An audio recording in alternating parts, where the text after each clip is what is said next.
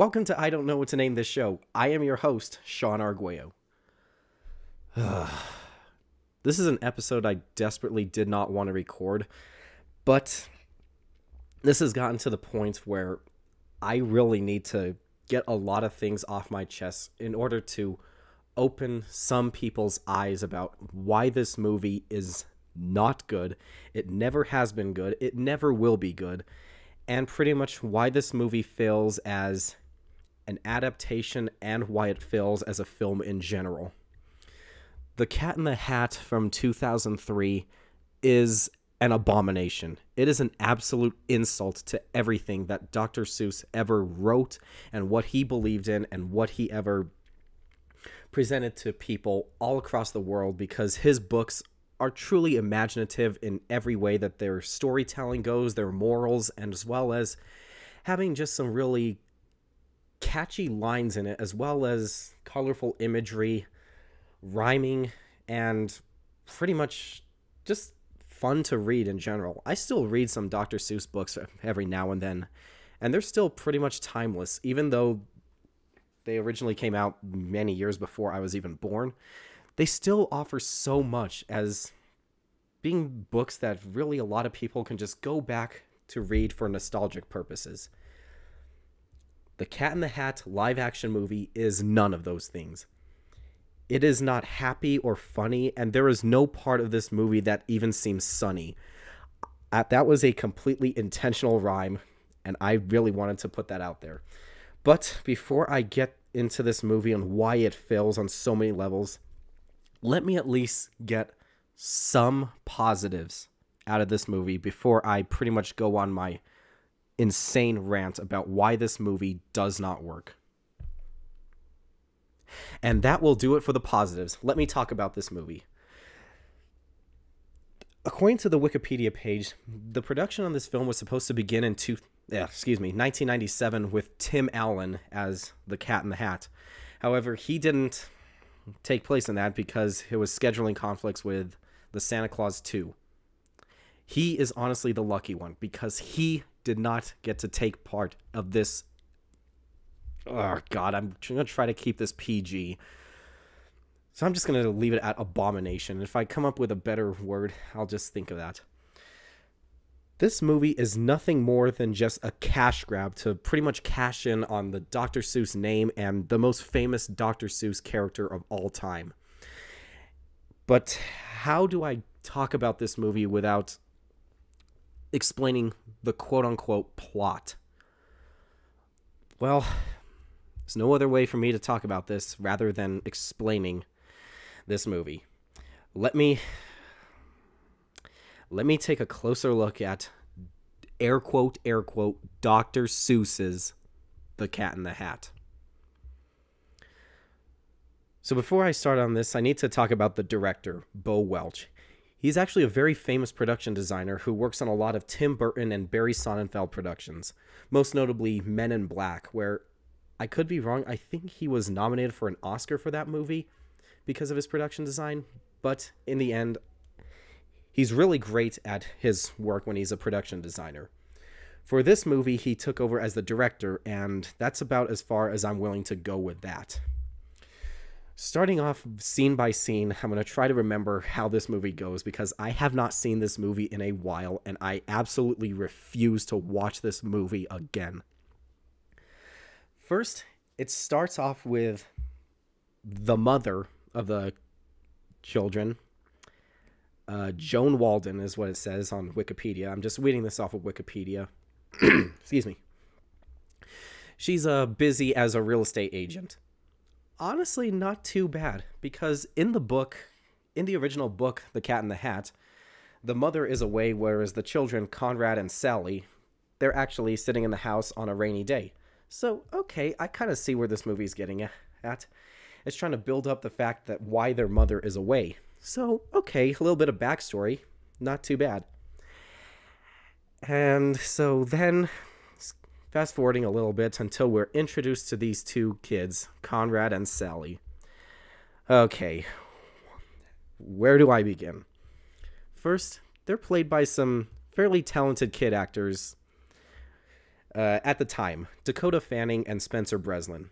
Obviously, I've seen them in other movies, and I know they offer a lot in what they bring to the table.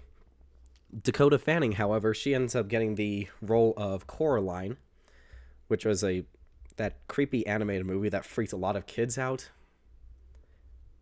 and for some reason was rated PG when realistically it should have been rated PG-13. And Spencer Breslin, the first movie that comes to my mind whenever I think of Spencer Breslin is actually the second and third Santa Claus movies, like I mentioned before. But I'm going to be focusing on the Cat in the Hat as of right now. So, when we're introduced to them, we're already seeing that these characters are already pretty much out of control, is the better way to put it. Conrad is seen destroying the house, and Sally is on this like little notebook thing because she's a control freak and he's a rule breaker. We'll get an explanation to that later, but this is how they decided to set it up. Like cartoon characters. What do I mean by this? Let me explain. The way that characters work in film is that you're supposed to write them in a way that makes us sort of want to care about these characters, because we're going to be dealing with these characters throughout the rest of the length of the runtime. In my opinion, when it comes to making a film, the most important aspect of a film are the characters. If I care about the characters, I'm going to be interested in them. I'm going to be emotionally invested in them. And throughout the movie, I'm going to be worried about their well-being and make sure that they're okay. Think of like the 1999 Mummy, for example. That movie honestly isn't that good. I mean, it's a remake of a classic horror film, but to keep me emotionally invested, it has Brendan Fraser doing an absolutely amazing job as Rick O'Connell, and of course it has Rachel Weisz and a bunch of other characters, but they're charming. Sure, the movie isn't that great, but I'm really invested in those characters, and I don't want to see anything bad happen to them, because they focused a lot on the characters.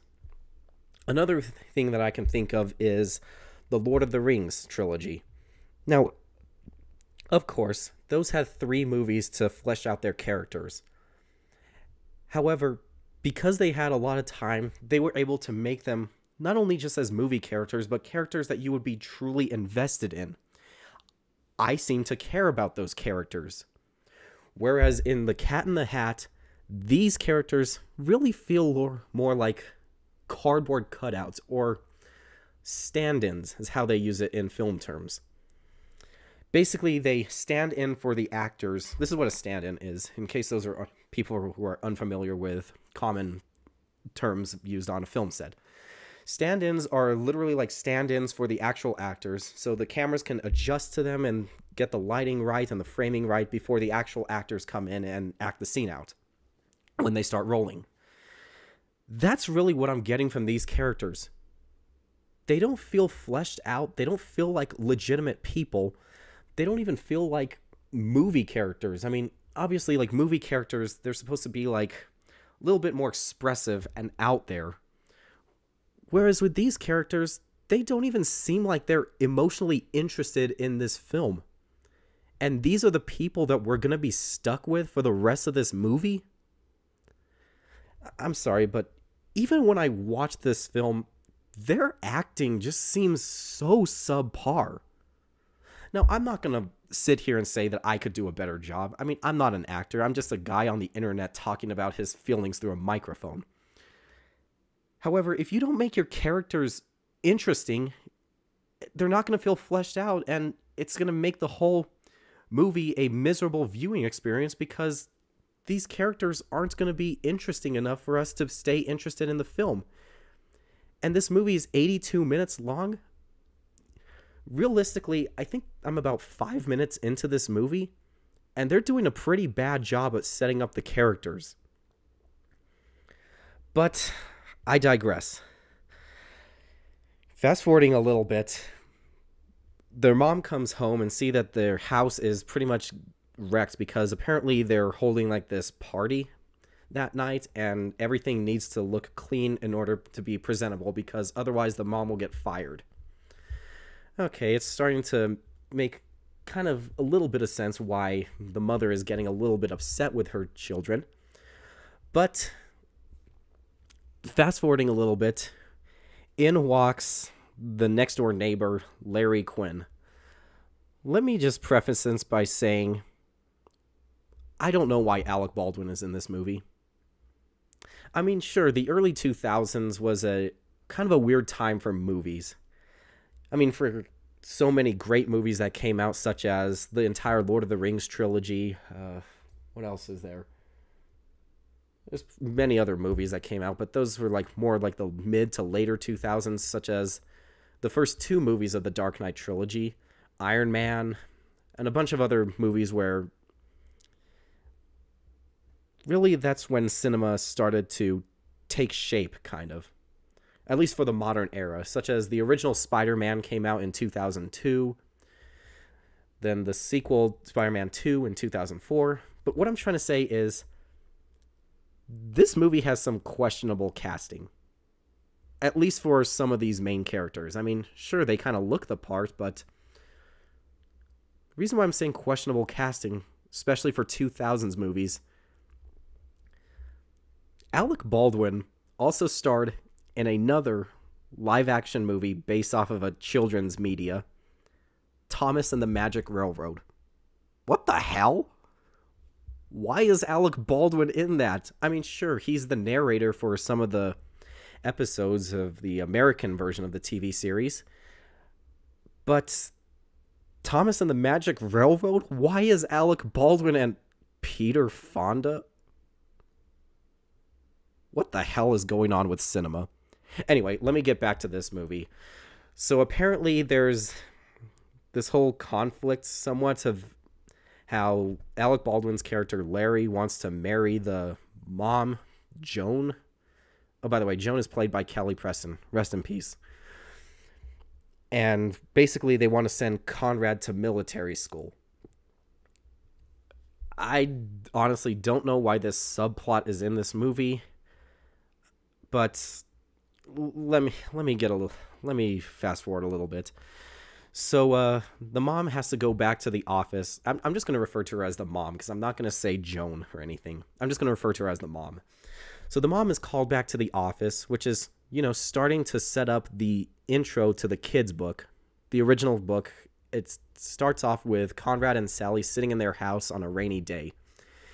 We're starting to get into that, but she doesn't want to leave her kids at home. So what does she do? Well, even though her kids were alone in the house by themselves before the mom came home, what ends up happening is the mom calls the babysitter Mrs. Kwan, who I will stand by as the most useless character in cinematic history. If you take her out of this movie, you literally miss nothing. The house still gets messed up. Everything still happens, all of the disasters and everything. She literally adds nothing to this movie, aside from one scene, which I will get to when I get to that. So, they leave the mom leaves Conrad and Sally at home, and for some reason, Conrad really just snaps at his mom for pretty much seemingly out of nowhere, for no reason. Now, I know if they're wanting to get some family conflict in here, why would you honestly just have this suddenly happen? I mean, going back to the characters that I was talking about earlier and why this is so important, these characters don't feel that fleshed out as real people. They feel more like cardboard cutouts or as stand-ins, like I mentioned earlier. There's no emotional weight to it, and Conrad snapping at his mom just seems needlessly mean and cruel. It doesn't make any sense. Now, if you wanted to see why Conrad would get upset with his mom and pretty much why he would act like a control freak the entire time, or not a control freak, a rule breaker the entire time, why don't you just spend some time, explaining why he's like this? As a matter of fact, I can just tell you right now, what they should have done is shown that maybe she's constantly out of the house and he's constantly being forced to raise both him and his sister. And now that he's he's probably getting fed up with it because he doesn't have that mother's love or that comfort of his mother to pretty much like help him out around the house. Maybe he's getting upset because he's constantly being forced to raise him and his sister and he doesn't have anyone else there. That would actually make better fleshed out characters. Whereas in this, when he just snaps at his mom, it just seems needlessly cruel. Showing family conflict can be done to set up emotion.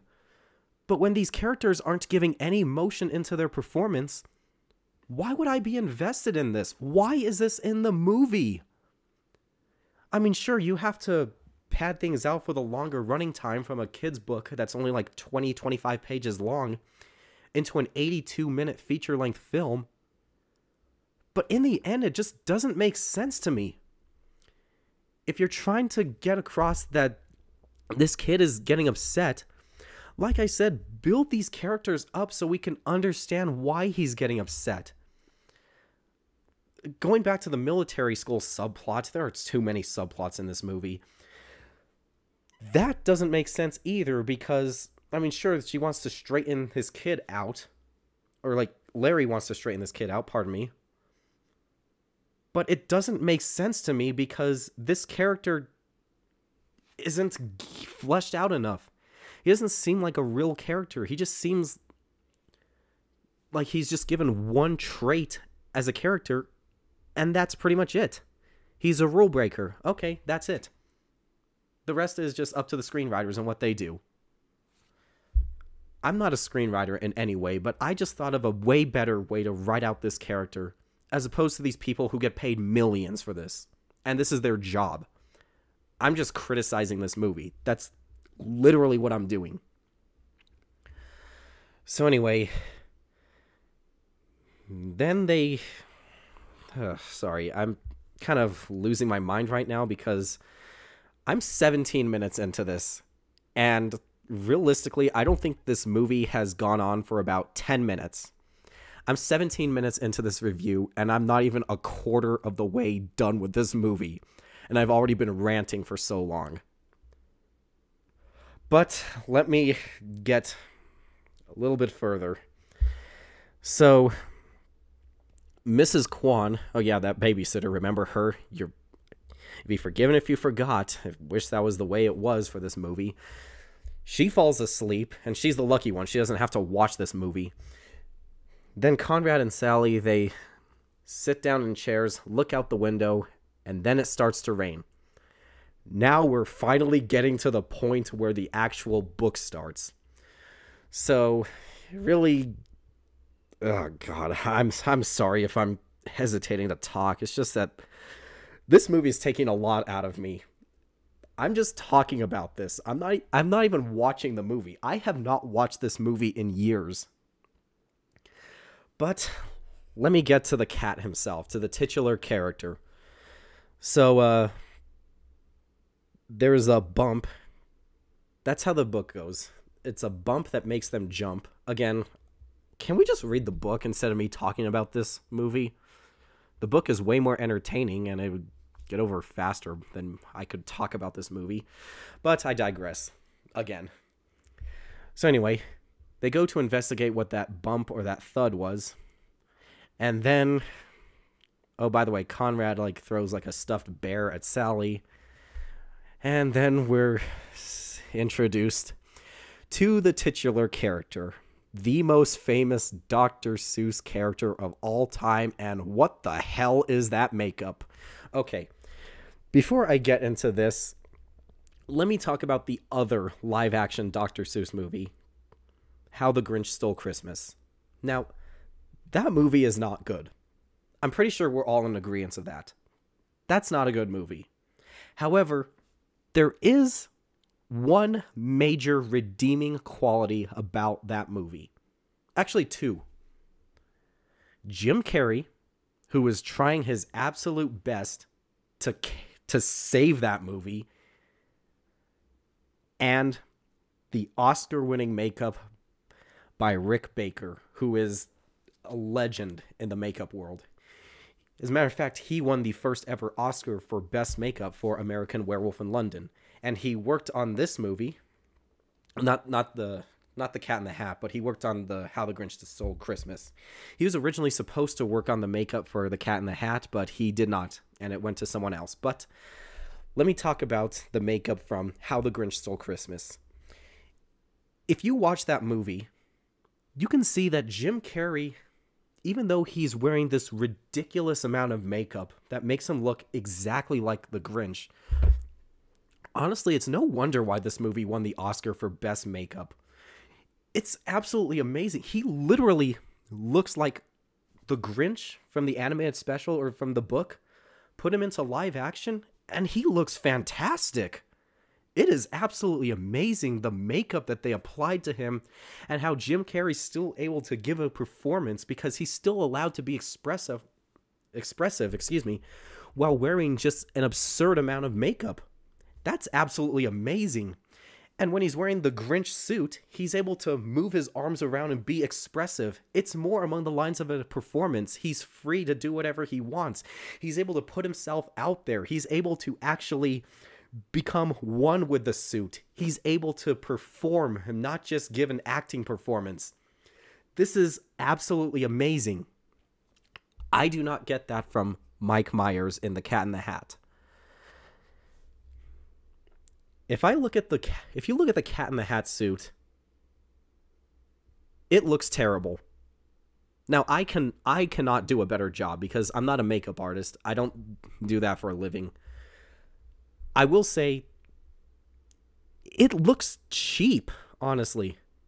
I mean, sure, Rick Baker has done this for years, and when he worked on The Grinch, it looked amazing because he was able to apply all these prosthetics and makeup and everything.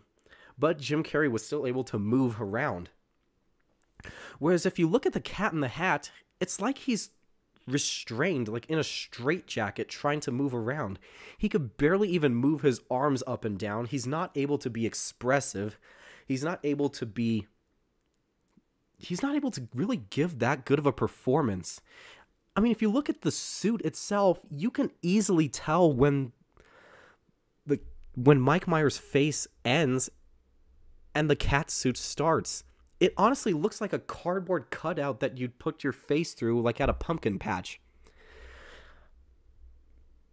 But honestly, I don't think it works. I mean, sure, they could have made it look a little bit better, but in a movie that cost $109 million? What the hell? Where did the money go? And that's your makeup effects? You've got another thing coming, but that does not look good. Also, we need to get into his performance.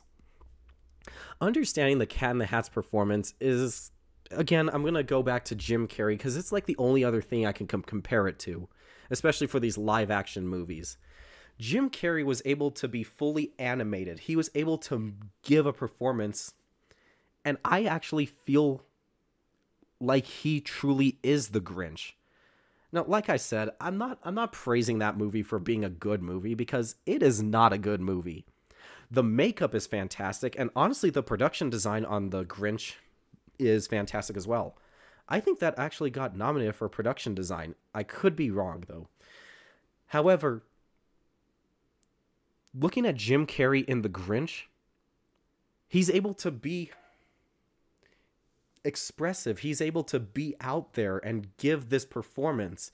He is trying his hardest in a movie that clearly doesn't try. Whereas in The Cat in the Hat, Mike Myers is not trying in a movie where no one tries. He's pretty much just going to be a forgettable character because this movie, like I said, the characters aren't even fleshed out. I shouldn't really be talking about this, but if these characters aren't fleshed out and we're stuck with them throughout this entire running time, why would I worry about these characters? Why would I be emotionally interested in them? I'm sorry if I keep pausing or like messing up on my words, but I really don't like this movie. And it's not hard to see why. So anyway, fast forwarding a little bit, we need to talk about the innuendos in this movie. Yeah, this is a kids movie and it has innuendos in it. There is a scene where the cat picks up a picture of the mom, opens it up, and his hat literally boings open. What? Why is that in this movie? This is a kids movie marketed for little children. And they have that in this movie? Who allowed this? Why? Oh my god, this movie is really... It's a pain to get through this movie. I've been ranting for almost 26 minutes, and I haven't even gotten to the halfway point of this movie. Strap in. This is going to be a long episode of this podcast. But, oh my god. I mean, just seeing that take place in this quote-unquote kids movie, and you have that, it's not even subtle what it is. I mean, if you're going to add adult humor, make it just like the smallest little thing. But that is nothing compared to what's coming up. Oh, dear God, I don't even want to talk about it. But I'm going through this movie scene by scene, mostly. I mean, I'm skipping some things, but they add almost nothing to the plot. But let me at least try to continue this movie. So, once again, the Cat in the Hat pulls out this device called the phonometer. Apparently, it measures how fun you are, but it's spelt wrong. Whatever. I'm not going to give... Ugh, jeez. Never mind. I'm not going to talk about this, but it basically just reiterates what we already know. Conrad's a control freak. That is the second time I have messed up on their character. Let's call it arcs, or like their character flaws. I'd say that that's their only character flaw, but the biggest flaw is that they tried to pass these characters off as actual movie characters. Conrad is a rule breaker, and Sally is a control freak. I haven't been talking about Sally that much. I've been ranting about Conrad and how he snapped at his mother earlier, but honestly, she's like a cardboard cutout as well. None of these characters display any emotions, and it doesn't seem natural in seeing them like snap out, like how I mentioned Conrad snapping at his mother earlier. But like I said, I already don't care enough about these characters, but we're stuck with them throughout the entire running time, whether we like it or not. Great. So, while they're explaining the phonometer, how fun they are, and how none of them are fun because, well, this whole movie isn't fun, but let me just continue with the plot. God. The cat then decides to... Oh, so apparently his hat is like magical because it's like a little device that opens up, and now he's able to play musical discs into there, like little CDs. And apparently this movie decides to become a musical for the next however long this movie is. Should I also mention that the pacing, even though this movie feels like it's moving at a fast pace, it slows down in so many areas. I mean, sure, I might not sound that emotionally interested in this movie, which obviously I'm not. I hate this movie. This movie sucks. I think that this movie, honestly, the pacing really starts to drag right here. I mean, sure, it's less than an hour and a half. It's only 82 minutes, but this movie honestly kind of feels like a 3-hour movie. Which is weird because there are some 3-hour movies that really only feel like they're an hour and a half long because I'm so emotionally invested in what's going on screen at any given moment. This movie just sort of like stops the pacing at some points, and for some reason it decides to become a musical. So anyway, a couple minutes later... Also, if you watch the... When you read the book, it's at this moment where the cat is balancing on a rubber ball, and he's carrying all these little items in his hands, and he ends up falling off of the ball, and that ultimately is pretty much where the book ends. The kids force him out of the house. He comes back and he cleans the house, and that's that.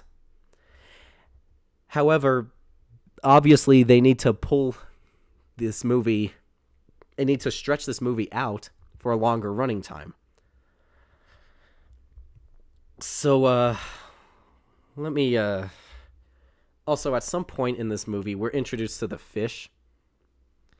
I think it's kind of funny that when he's introduced, he says, "Do you remember the fish?" No, we don't remember the fish, because you've been only introduced when Conrad was tapping on your fishbowl earlier, and this is literally the first time you're talking in this movie. So, no, we're not going to remember the fish. We're not even going to remember any of these characters by the time we walk out of the movie theater. But like I said, I need to keep this going for as long as possible, because I'm 31 minutes into this, and I don't even think I'm halfway through this movie. Oh, jeez. So, let me think. At some point, Larry comes back to the house, and, anyway, this is a pointless scene. I'm not going to talk more about this, except it shows that Alec Baldwin's character, Larry, he starts sneezing because the cat's, like, scratching himself. Oh, wait, I forgot one part of this. Ugh. I forgot one part where apparently the cat wants to, like, fix the couch because he wants to, like, jump on it, but I don't know. The less I remember about this movie, the better. But let me move on. So anyway, fast forwarding. Apparently, Sally wants to make cupcakes. God. This is like, do you know what this movie is? This doesn't even seem like a movie. It just feels like it's a bunch of random Saturday Night Live sketches just pushed together, and just sort of like this idea of a movie came out. That's exactly what this feels like. This doesn't even feel like a movie. It feels like a parody movie. Like one of those trailers at the beginning of Tropic Thunder. It doesn't seem real. We know that it's not real. But that's what this movie feels like at this point. I feel like I'm... God, I don't even know how I feel. This movie is just hurting me. But anyway, let me continue, because I am not even halfway through this rant. Or this movie, but I've already said that so many times. But anyway, let me continue. So, honestly, this is the only scene in the movie that actually kind of got a laugh out of me. So let me try to break it down. When Sally said she wants to make cupcakes, we're introduced to two more cat characters, which apparently they're now a part of this world now. Even though in the book there's only one cat, and that's whatever. This just turn off your brain for an hour and a half, and that's basically what this movie is. Don't even think about it. The more you think about it, the more this movie sucks. And I know people say that this movie doesn't suck. It's just misunderstood. The only thing that's misunderstanding about this movie is the fact that I don't understand why people think that this movie... I'm sorry. Before I continue on with this movie review, how did this movie get greenlit? Why? Just think about it. You're making a live-action movie about the Cat in the Hat? Whose idea was this?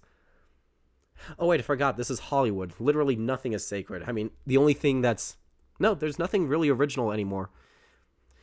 It's honestly kind of upsetting, because if you look at Hollywood nowadays, everything is either a remake of a classic movie, a sequel to a movie, or connected to another movie in some cinematic universe. That's pretty much all that Hollywood is nowadays. Nothing's really original anymore. The only original ideas are from Jordan Peele and Kenneth Branagh. And honestly, other than that, nothing seems original anymore. I know what I'm doing is not original. Call me a hypocrite if you want, but me ranting about this movie... Sure, there are many, many YouTube rants that exist out there where people are ranting about this movie. But you've never seen me rant about this movie. And that, in my opinion, is original. Or I could just fall in line of every other unoriginal idea ever. This is the internet, after all. Anyway, let me get back to this movie, because the pacing of this movie complains about the pacing of this movie, stops the pacing of this review. That's ironic, isn't it? So anyway, let me go back into this movie. Where were we? Oh yeah. So I said that this is the only scene that really got a laugh out of me. I'm being 100% serious. So the cupcakes that Sally wants to make, they introduce us to this product called the Cupcakeinator. And it features 2 cats. Well, 2 additional cats. This movie now has 3 cats in this movie.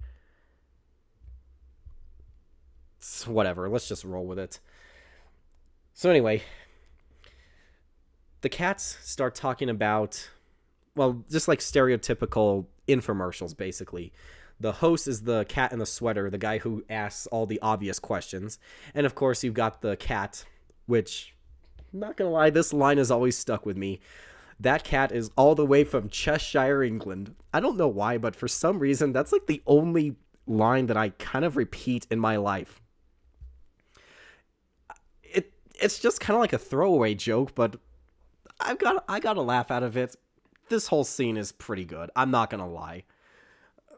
I know at the beginning of this review, I said that no part of this movie is funny or like there's no positive moments. I've got to give credit where credit is due. This is like the only scene where I actually really cared about these characters. Mostly because the main characters aren't even in this scene. It's the side characters who take over the spotlight. And they're way funnier than any of the other characters. So anyway, continuing, they introduce this item called the Cupcakeinator, which can make cupcakes out of literally anything. Yes, anything. There's, oh geez, do I remember the items? There's a ketchup bottle, there's a packet of hot dogs, a carton of eggs, I think a fire extinguisher. Anyway, these are just a bunch of random items. This scene makes absolutely no sense, and that's why I love it so much.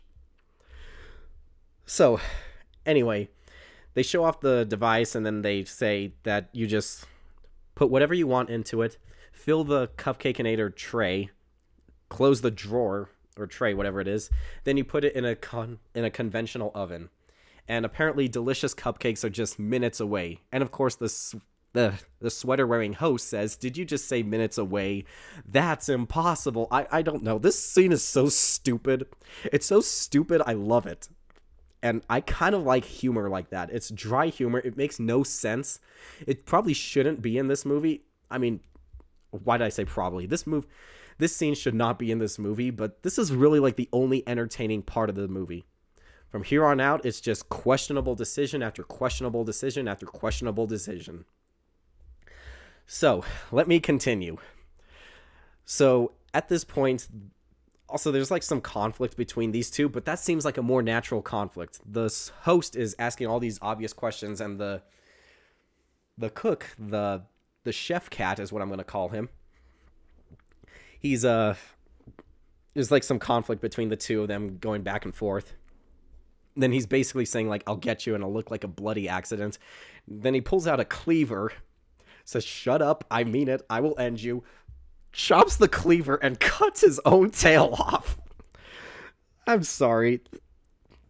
Maybe this is just me talking about this movie for almost 40 minutes, and my brain is starting to turn off, but I gotta laugh out of this scene.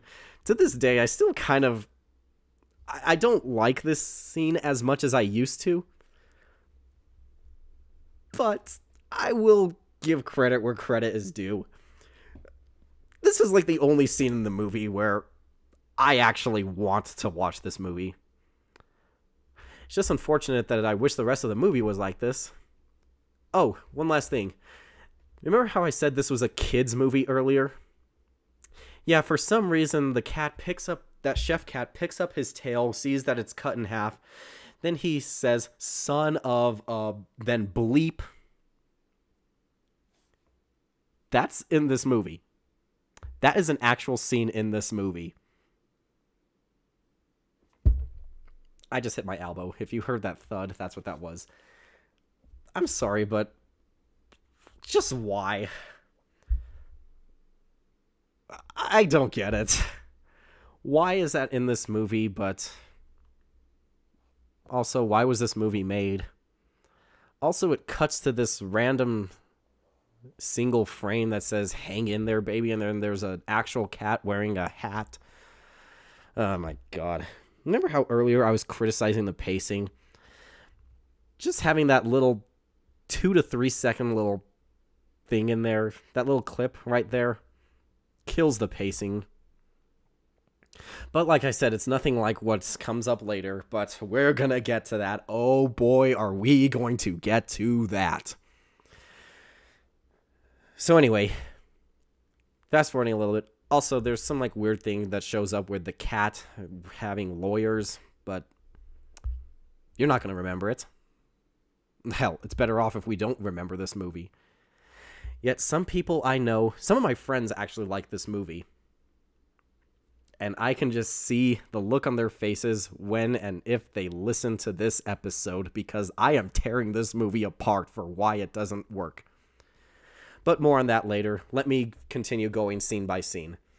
So, the Cupcakeinator explodes in the oven, forcing all these like purple cupcake ingredients, or like the batter, that's what it is, to go everywhere. And so Sally threatens the cat to clean up the mess, which, to be fair, is kind of his fault because all these other cats are his species, and honestly, it should be the chef cat fixing it and cleaning it up, but rules don't matter in this movie. But let me continue. So the cat picks up the mom's dress that she's going to wear tonight, or that night, and starts cleaning the walls. The kids scream, saying that that's what she was going to wear tonight, but it was ruined. Then the cat gives out this air quote joke, saying, "Honey, it was ruined when she bought it." Then he starts snapping his fingers, and then a bass line kicks in of like him moving his head around and stuff. And you know, honestly, it's at this point where I think even the writers gave up hope on this movie. They're just writing whatever comes to their mind. And honestly, if that was the case, it would make sense why this movie is just awful, because they've given up hope. They clearly don't care about this movie. Why should we? They already made their money. So anyway, he instead decides to pull out this giant crate carrying Thing 1 and Thing 2. Now, if you remember these things from the book... Get it? Things? Okay, enough of that, Sean. If you remember these things from the book, you're going to see that they cause a bunch of mayhem. And that's ultimately the breaking point for the kids, and they kick him out of the house. How do they mess up this scene? Literally, how do you mess up this scene? Well, I'll start off by making the things look like most of the characters from the Grinch movie, by making them look like demons without upper lips. That's terrifying. Now, this movie doesn't really follow the book in many ways, but this just so happens to be the first time they follow the book by keeping the design close to the book. Let me explain. They look like demons. When you're drawing things in like 2D animation, you can get away with not adding some facial features, like upper lips, for example. They would look kind of weird, so you can get away with putting those on 2D animated characters, or like drawings or anything. You can get away with that in animation. In live action, it just looks terrifying. Now, I know I'm not the only person who believes this. As a matter of fact, let's look back at The Grinch. In The Grinch movie, the only reason why Cindy Lou Who is like the cutest Who is because she's the only one who looks normal. Everyone else just looks like they're like this demon that's about to eat you. And honestly, that's the creepiest part of the entire thing. the only reason why Cindy Lou Who works, like I said, is because she's the only one who looks normal. She looks like a normal human. Everyone else just looks terrifying. So, the things are in this movie now, and they start causing mayhem. So, while this is happening... oh yeah, and also there's this one scene where the cat puts the lock on the box so it doesn't get... So if the box actually gets unloaded, or... No, not unloaded. If the box opens up, the cat's world starts to cross over into Earth. I'm sorry, I feel like I'm losing it, guys. I mean, I don't really know what's going on. I could easily split this into 2 parts because at some point I crossed the halfway mark of this movie, but even though I've been talking about this for... Actually, what is my time? I've been talking about this movie for 46 minutes. What the hell? Okay, let me just continue. So anyway, Conrad picks the lock. The lock attaches itself onto their dog's collar. Oh yeah, and also the dog is like a giant plot point in this movie. So the dog gets out and starts running away. The kids decide to go after him. And I guess they might as well bring Mrs. Kwan back into this movie. So they put Mrs. Kwan on top of this crate. I just... Okay. I'm sorry. I kind of need a break from this, but I'm gonna just keep this going. One take, because I've been recording for so long, but my voice is honestly starting to hurt, so just give me a sec. Ugh, I love water. Okay, let me continue. So, they chase after Nevins. Oh yeah, the dog's name is Nevins. Did I mention that? I really don't remember. I've been talking for 47 minutes. So, they chase after the dog, and the dog gets kidnapped by Larry. Oh wait, there's one scene that I need to address. Right before the dog gets kidnapped, there are 2 things that happen. One, you get a little bit of an Easter egg to the Men in Black movies because Nevins is barking next to this pug named Frank. Okay, that's a cool little Easter egg. Bo Welch worked on the production design of Men in Black, and they threw in a Men in Black Easter egg. They have Frank the pug in that movie. That's kind of cool. I do appreciate that. So anyway, during that scene, Kat picks up the garden tool. Ah, jeez. Remember how earlier when I said that the cat picks up the picture of the mom and then his hat boings open? And how that's an innuendo? Well, let me introduce you to one of the worst scenes in this movie. Okay, let me mentally prepare myself for a second, because I've been ranting for so long. I've been talking for too long. And honestly, I think that this is really the point that just broke everyone, honestly. Remember how I said this is a kids movie? How do they let this slide? So the garden tool that the cat was using was a hoe. Literally, it was a garden tool, the hoe. That's what the garden tool is called. He looks at it, and apparently that scares Nevins away. Nevins runs away. Cat says, "Dirty hoe," throws it to the ground, picks it back up, and says, "I'm sorry, baby, I love you." What the hell? Do you hear that? Do you hear that weird... What is that? Oh my god, what the hell is going on? Oh, that was Okay.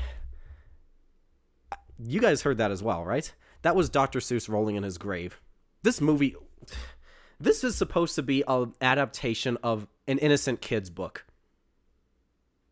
Why is that in this movie? Who allowed that? Remember how earlier I said you can add adult humor as long as it's subtle? Nothing in this movie is subtle. That should have been how I started this episode. 50 minutes in and I should have just said, nothing in this movie is subtle. No one would have batted an eye. Everyone would have been okay with it.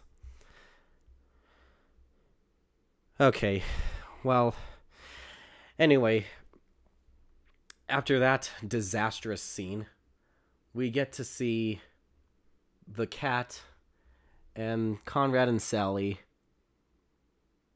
They go over to this backyard of this kid's birthday, who apparently this kid is actually Sally's friend, or it was, but honestly, at this point, do you really care? No one's paying attention to most of these scenes anyway, so what does it even matter, I guess? So anyway, they're at this kid's birthday party in the backyard, and they're trying to hide because they're running outside because they're going to hit the piñata, which just so happens to look like a cat.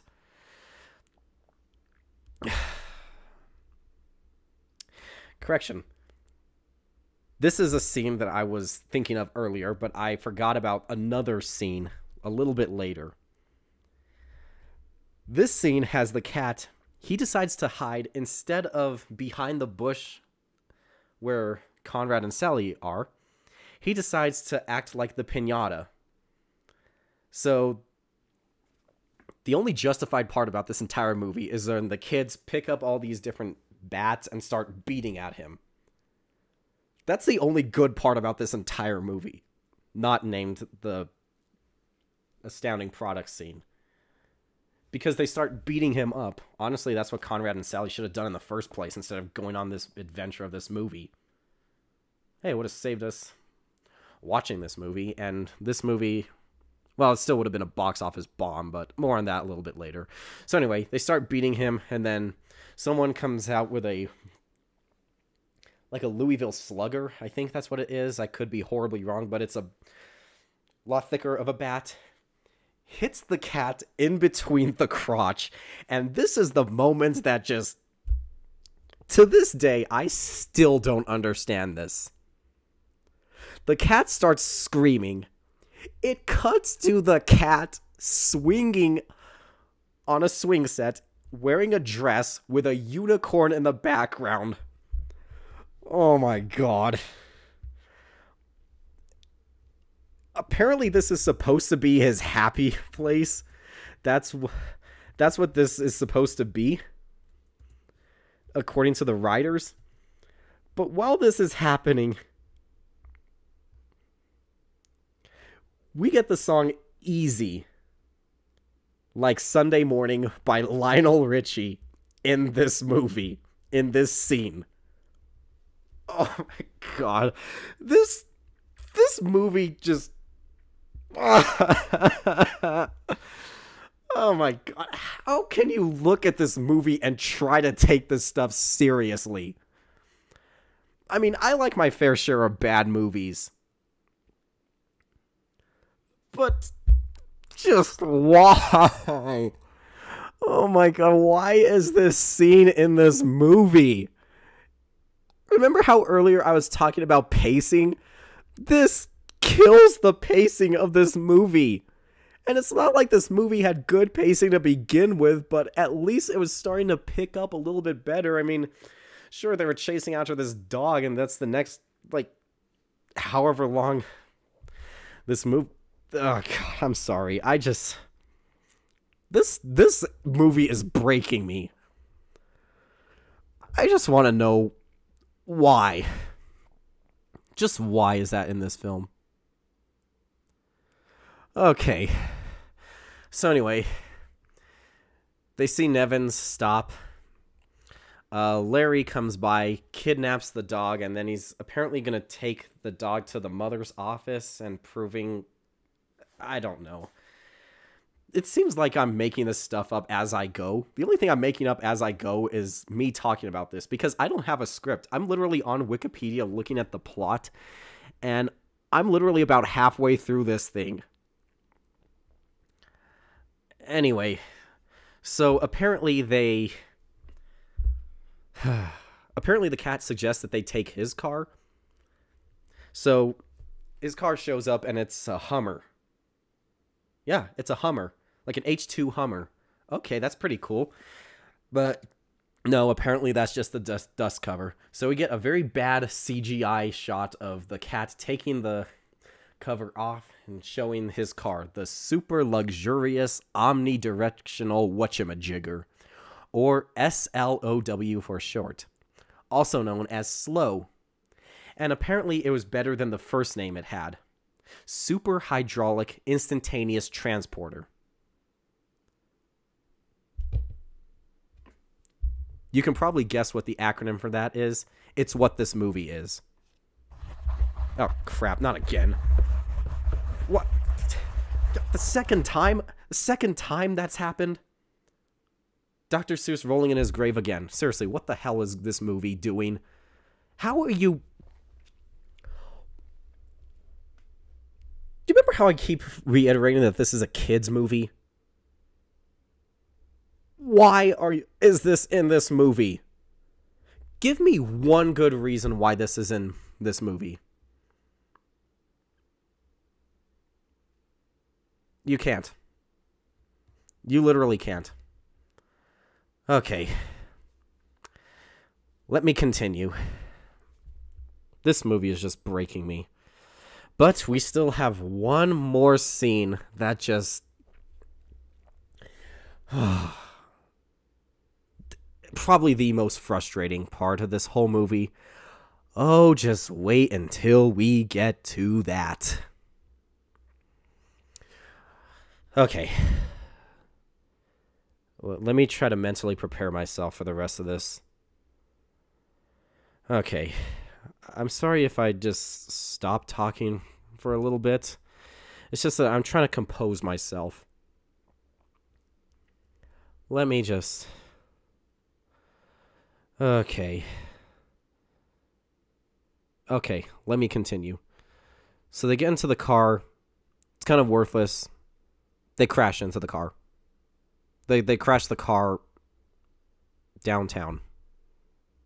Yeah, I just saved you like 5 minutes of screen time, or however long this movie is. Oh, jeez. I feel like I'm going to have to lie down after I'm done recording this. So anyway, let me continue. So they try to trick Larry into getting Nevins back. And so the cat dresses like a hippie. I swear I'm not high. I am actually explaining this movie how it goes. Okay, so they trick him. They try to lose him into an underground party featuring a cameo by Paris Hilton. Yeah, that's a thing. Cat falls down, loses his hat, picks it back up, whatever. Let's just fast forward, continuing. Apparently, Cat figures out that he has the wrong hat. Conrad is apparently trying to get an emotional moment by saying, "Why do I always have to do the opposite of what I have to?" There's no emotion in this.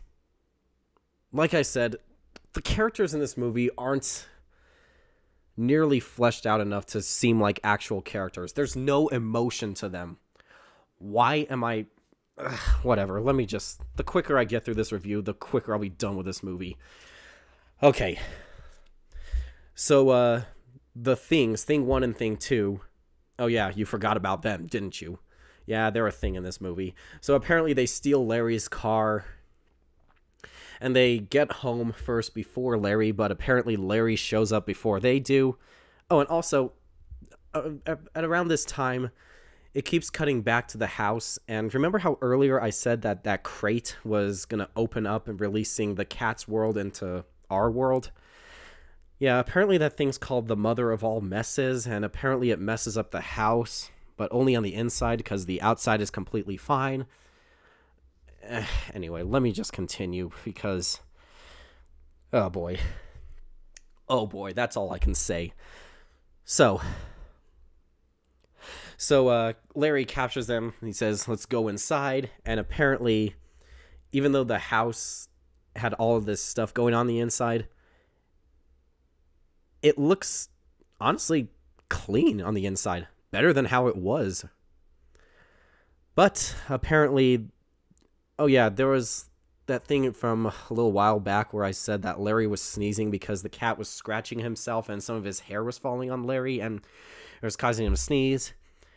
He says, "Why am I sneezing?" The cat sneaks up behind him, says, "That'll be me." Boo. It scares him. Then Larry falls backwards comedically, like this is supposed to be taken seriously. He says, "You're a giant," and then cat, while he falls off this cliff, falling all the way down into like this purple sludge slime thing. Whatever, let's just continue with this. So anyway, the mother of all messes shows up and blah blah blah. They have to go through it in order to get to the crate, in order to close the crate to prevent the God, I seriously have no idea what is going on. I really don't know what to say at this point. Oh yeah, let me get into the bad scene. So apparently they're riding oh yeah, the Mrs. Kwan apparently is like the boat ride. Apparently they need to get on Mrs. Kwan, ride Mrs. Kwan all the way so it could take them to the mother of all messes, or they could literally just swim there, or probably just walk around, whatever.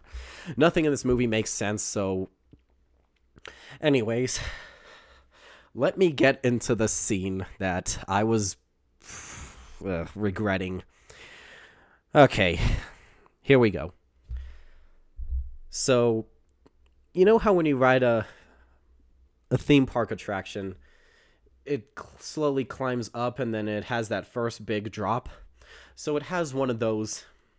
So the Kwan goes up and then they start descending. Conrad says, "This is amazing, just like riding a ride at an amusement park." The cat says, "Oh, you mean I am not making this up. This is in this movie. Everything I've been saying is in this movie." Let me start off by saying pacing is key. When you're working on a movie, pacing is one of the most important parts because it keeps the story moving. You don't want things to stop. Just like you don't want them to stop. You don't want them to move too slow. You don't want them to go too fast. You need to learn how to perfectly pace this movie. Why am I saying this? Let me explain. The movie literally pauses when the cat answers Conrad. Conrad says, "This is amazing, just like a ride at an amusement park." The cat looks to the camera, breaks the fourth wall, and says, "Oh, you mean like at..." The movie stops. The cat is the only thing that's moving. He holds up 2 tickets and says, "Universal Studios." Cha-ching. Whoa. And then they start the movie back up. You are in for a treat because we are at the point for an epic Shawnee rant. Okay, let me mentally prepare myself before I talk about this.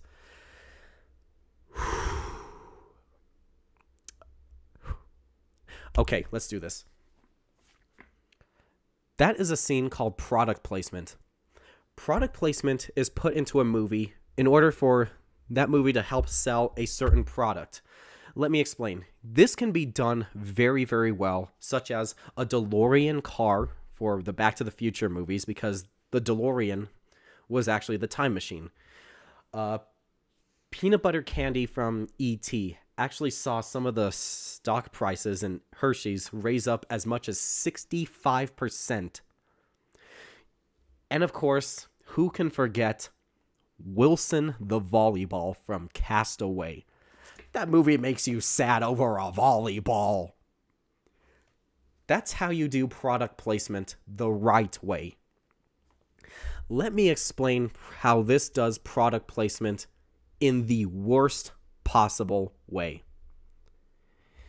If you know me in real life, you know that I am not a fan of the movie Transformers. They are dumb movies with unlikable characters, no good things out of them aside from some visual action, and which I will stand by this until the day that I die, some of the best CGI ever put to film. Those movies also feature an obscure amount of products throughout the entire movie. Let me talk about the fourth Transformers movie, Age of Extinction, also known as the one without Shia LaBeouf. Wait, correction. The first one without Shia LaBeouf, and the first one with Mark Wahlberg. Let me explain this scene. In one of the scenes, Mark Wahlberg and some of the characters, his family and, well, it's his daughter and someone else, I don't know. I haven't seen that movie in a while, and I'm better off that way. But this scene stood out because I saw a YouTube video explaining this. So, this is in the height of a battle. The pod, like the alien space pod that Mark Wahlberg is in, crashes back down inside of a city. This is how the scene should have gone. They should have gotten out of there, made sure that they're all safe, and then continued on with the action. Because that's how this movie was supposed to be. It's supposed to be an action scene. Let me tell you how this scene actually went down. There is a pointless shot of Bud Light beer cans scattered on the ground. The camera literally follows the Bud Light cans on the ground. Mark Wahlberg then goes as far to pick one up off of the ground, pop open the tab, drinks it, and then throws it to the ground. You remember how I said pacing was an important part of movies? That scene stops the movie in its tracks. Because that scene exists literally only to sell you some beer. The point of product placement is for a person to want to buy a product that they see in a big movie. Because a company will, the way the product placement works is that a company will pay a movie studio X amount of dollars for however long of screen time, and they want their product to be represented in that movie. Like I said earlier, there are right ways to do product placement, and there are wrong ways to do product placement. This is, in my opinion, the worst possible way to do product placement. Why am I talking about this? Because literally the only reason why that scene exists in The Cat in the Hat is to sell you tickets to Universal Studios. If you know the movie The Wizard, which is a 1980s kids movie about like video games and stuff, that whole movie exists because of the original Nintendo Entertainment System. Nintendo products are scattered throughout the entire movie. That movie doesn't even have as much product placement as that one scene in The Cat in the Hat. The song Barbie Girl, which is literally about the dolls, the toy dolls. That entire scene, that entire song has less product placement than that one little scene in The Cat in the Hat. It literally stops the movie to sell you a theme park ticket. Why? I mean, yes, I love Universal Studios. I've been there a couple times before. It's an absolutely amazing theme park. But this is a movie.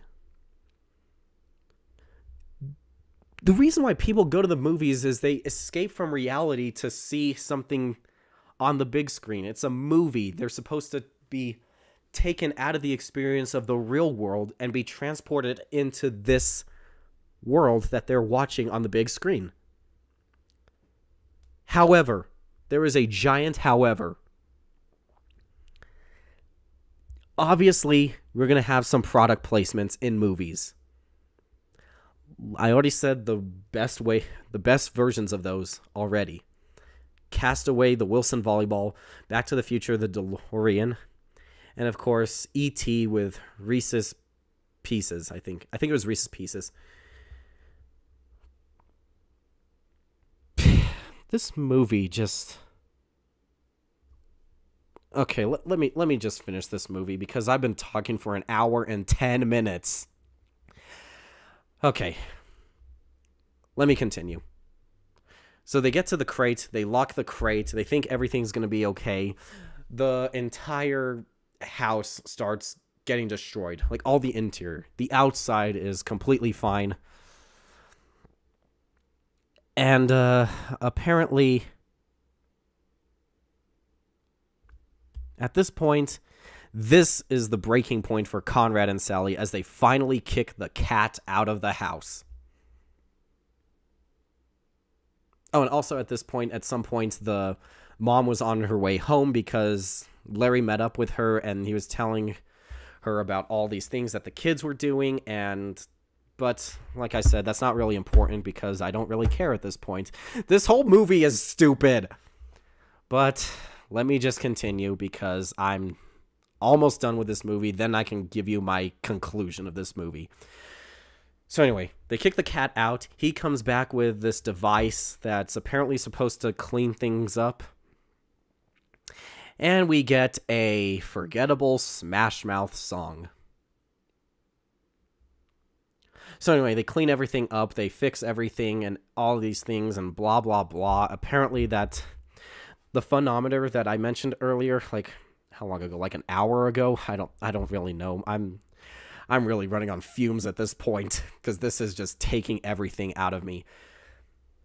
He measures Sally and Conrad, and apparently they're just right. So somehow this adventure completed their character. Oh, never mind. Oh, God. Why does this movie exist? Okay, let me finish this. So Larry goes back inside the house. Oh, yeah, apparently Larry falls through, like, the little water spigot on the outside of the house. Explain to me how that makes sense. He's covered in purple goop. The mom gets mad at him, kicks him out. Everyone celebrates. The party's a success. The mom asks the kids what they did today. And it says, well, what would you do if your mother asked you? Which is the closing line of the book. I mean, this movie doesn't even follow the book at half the time, but let me just continue this. Where am I? Oh, yeah, apparently all three of them are jumping on a couch now. The cat, oh yeah, apparently there was a narrator through this movie. I would say that was important, but it literally serves no purpose other than me telling you that there was a narrator in the movie.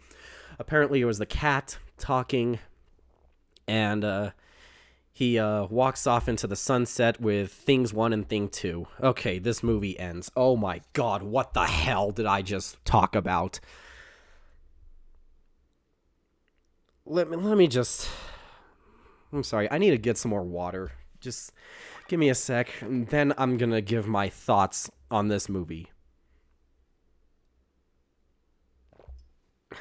Okay.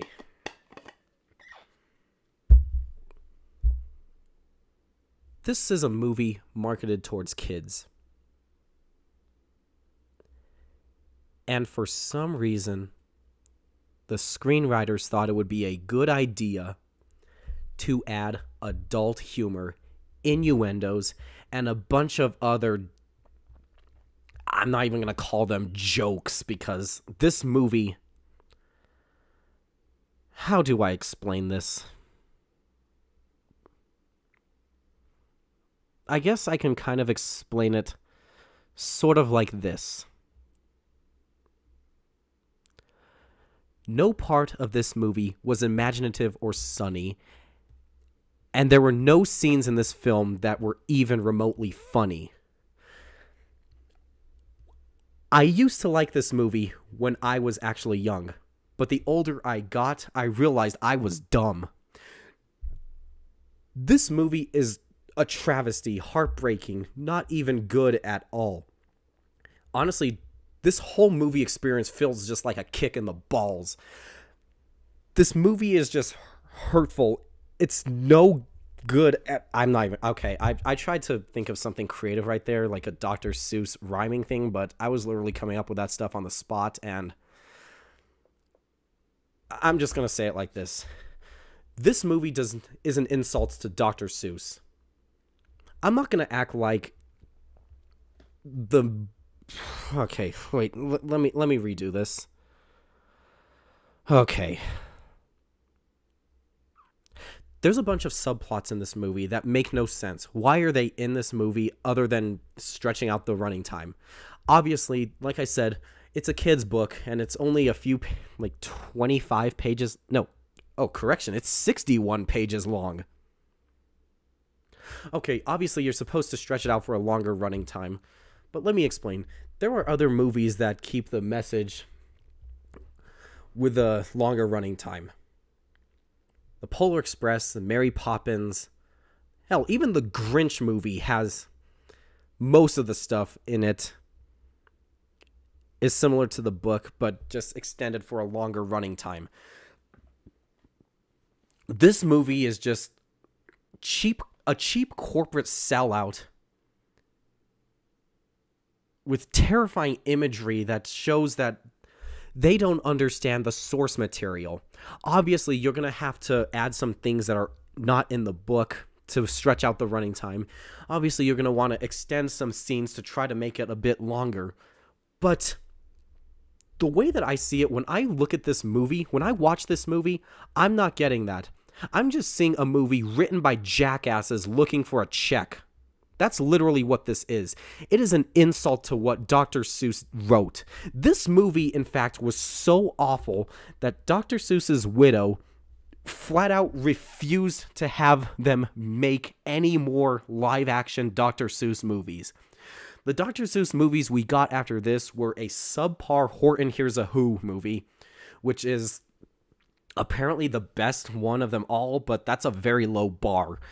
A Lorax movie, which wasn't even that good, and was a musical, and let me talk about this movie. I'm getting ahead of myself. This movie really makes me upset because it doesn't understand the source material. It adds in adult jokes for literally no reason, and they try to market this thing off for kids. It includes toilet humor, which I stand by as the lowest level of humor. I'm not trying to watch a damn Adam Sandler movie. This is supposed to be the Cat in the Hat. Obviously, I'm not supposed to expect, like, the peak comedy of this. But why would that be in this film? I don't want to see these characters in this movie. They're so thinly written. They're not even fleshed out. They're not convincing enough. I know... Another thing, if you want to make right characters a right way, you would give them some depth. These characters have no depth to them. It's like I'm stepping into a puddle. That's how much depth they're given. I'm not saying give them like the Marianas Trench levels of depth, but when I watch this movie, I don't understand why these characters... Why were these actors don't even seem like they're trying. And you have some good actors in here. Alec Baldwin. You have Kelly Preston. Once again, rest in peace.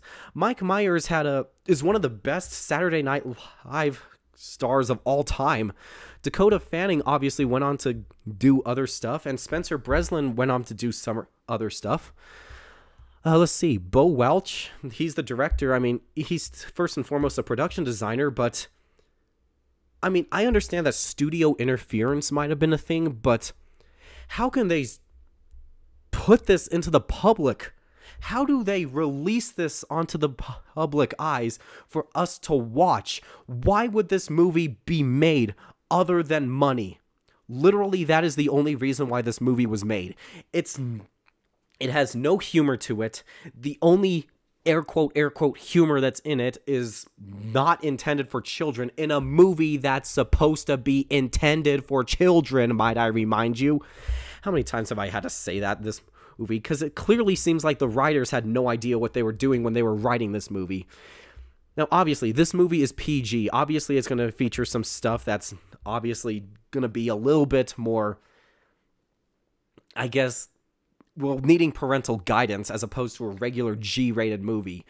I just don't understand how you can look at this movie and realistically say with a straight face that this movie is funny. What part of this movie is funny? Is it funny in the way of thinking, oh, it's hilarious how people are wrong when looking at this movie? Yeah, that's pretty funny because they think that this movie is just, oh my god, a comedic masterpiece, or, Sean, this movie's just misunderstood. Like I said earlier, the only thing I don't understand about this movie is how people can realistically try to take this movie seriously. This movie is an insult to Dr. Seuss. It fails as an adaptation of one of his movies because it barely even follows any of the things that he wrote about. It fails as a film because the characters aren't written thoroughly enough. It barely even gives us any morals that we're supposed to... Morals. There's a major moral in the kids' book. Sometimes rule breaking is okay as long as it doesn't go too far. That is a very rare message for kids. What are the morals in this movie? There are none. This movie has no morals. This movie is not good. I cannot see how a person can realistically look at me in the eyes and say to me with a serious look on their face, Sean, The Cat in the Hat is a good movie. This movie is awful. I don't see why you would say that this movie is misunderstood. I don't see how a person can like this movie. Okay, when you're seeing it for the first time when you're a child, obviously you'll probably laugh at some things. But how can you realistically look at me when you're my age? I'm 23, by the way. When you're my age, watch this movie unironically. You watch this movie because, oh, it's solid entertainment. It's a cinematic masterpiece. It's such a good adaptation of a book. Let me explain something. This movie came out in 2003. It was released November 21st, 2003. 1 month later, another movie based off of a book was released. My favorite movie of all time, The Lord of the Rings, The Return of the King. That movie is how you write a satisfying movie, wrapping up a bunch of character arcs, a bunch of stories, wrapping them up, and perfectly telling a story.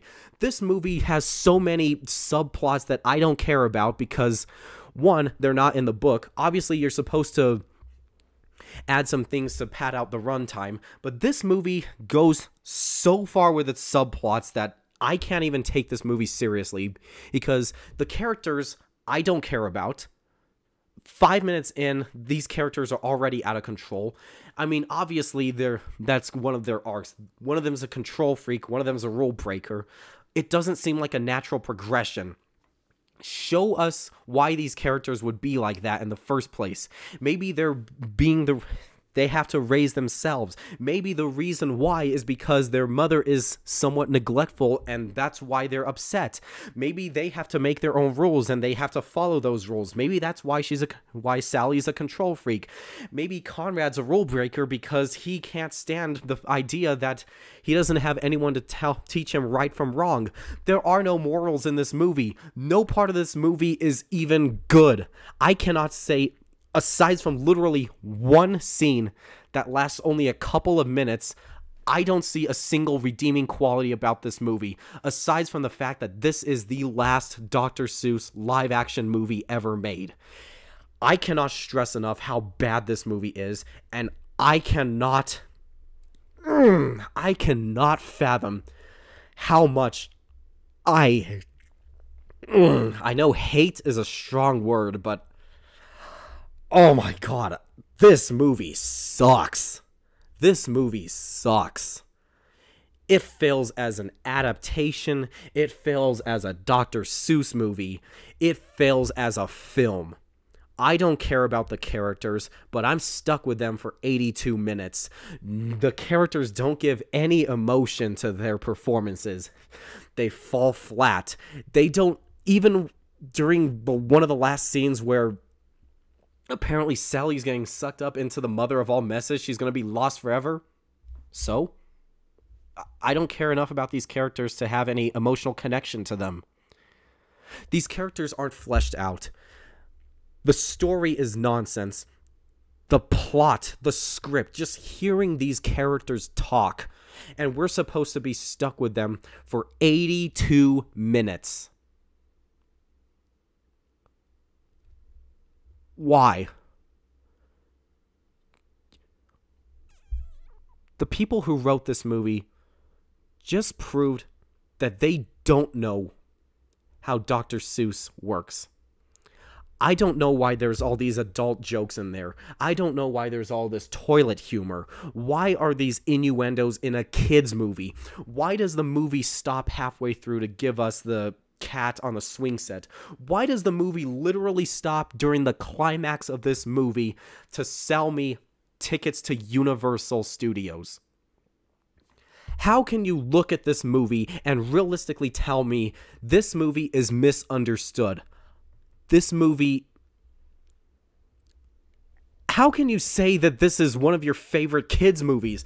I literally don't see a single part about this movie that's even redeeming aside from one scene, but that's overshadowed by everything else in this movie. I cannot look at this movie and say that... Oh my god. I'm starting to repeat myself at this point, but I'm sorry. It's truly disgusting that this movie has the same name as the Dr. Seuss book. The fact that the name Dr. Seuss's The Cat in the Hat shares a name with this movie is an insult. It's honestly disgusting. And the fact that they tried to put this out into the real world, and the fact that you can actually watch this movie, just makes me sick to my stomach. It's honestly disgusting. They don't understand Dr. Seuss. They couldn't even understand the moral of the kids' book. The kids' book, which is far more adult than this live-action movie. How am I supposed to take this movie serious? I don't care enough about these characters to be invested in it. I don't care about how they talk. I don't care. That sums this up. I don't care. I don't care about this movie. And honestly, neither should you.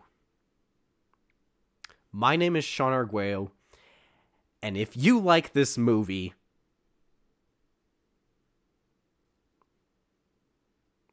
I'm not going to say it.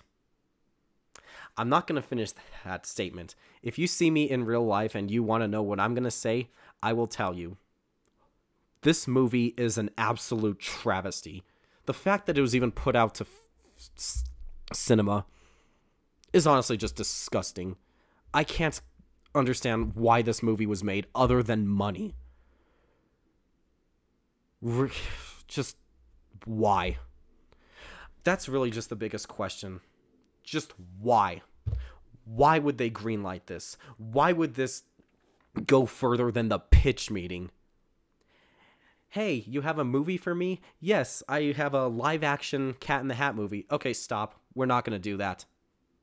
It saves 82 minutes of your time. This movie is an absolute travesty. I don't see how a person can take this movie seriously. I don't see how people can be emotionally invested in this movie. If you watch this movie just to make fun of the terrible decisions that went into this, then that's awesome, because you would finally understand why this movie does not work. And honestly, that's the biggest takeaway from this whole thing. This movie does not work. It doesn't work in live action. It would not work in animation. And most importantly, this is not a Dr. Seuss movie. This is a movie written entirely by people who just want to get paid. There is no love for this movie. This was not a passion project.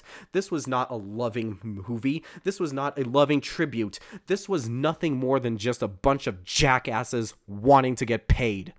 And so they half-assed a script, turned it in, and they turned it into a movie.